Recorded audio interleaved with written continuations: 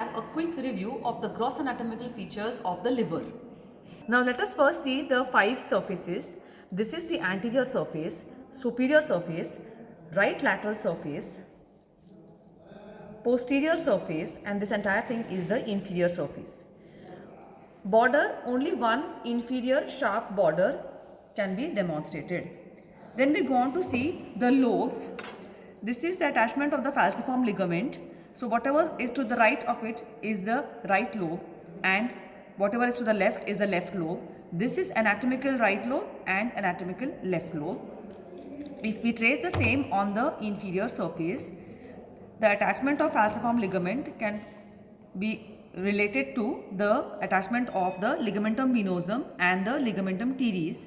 So this is part of the left lobe, and then caudate lobe and quadrate lobe become part of the right lobe.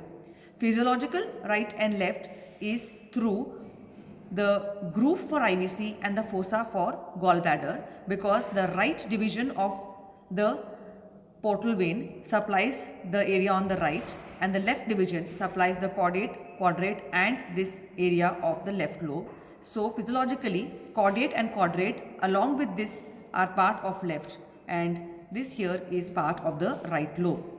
Then we go on to see the important relations on the inferior surface. Esophagus, stomach, pylorus, duodenum, omental bursa, right kidney, right suprarenal gland and hepatic flexure of colon, gallbladder in the fossa for gallbladder and IVC in the groove for IVC. We also see the gallbladder here having 3 parts, the fundus, the body and the neck, which continues as the cystic duct. We see the porta hepatis structures present here are the portal vein, hepatic artery and the hepatic ducts. This here is the inferior vena cava lying in the groove for the IVC. Where do we look out for the hepatic veins? They are seen at the upper end of the IVC and not at the porta hepatis. We quickly see the bare areas. This is the bare area of the liver. Also seen here are the bare areas, which is the attachment of the falciform ligament, a small area here related to the left coronary ligament,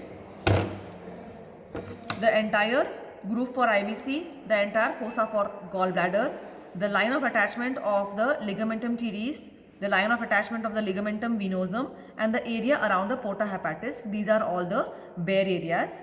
Finally, let us see how do we hold the liver in the normal anatomical position. You pass the forceps through the inferior vena cava. Hold the forceps vertically straight and rest the entire liver on the other 4 fingers. So this is how the liver lies in the normal anatomical position. Thank you.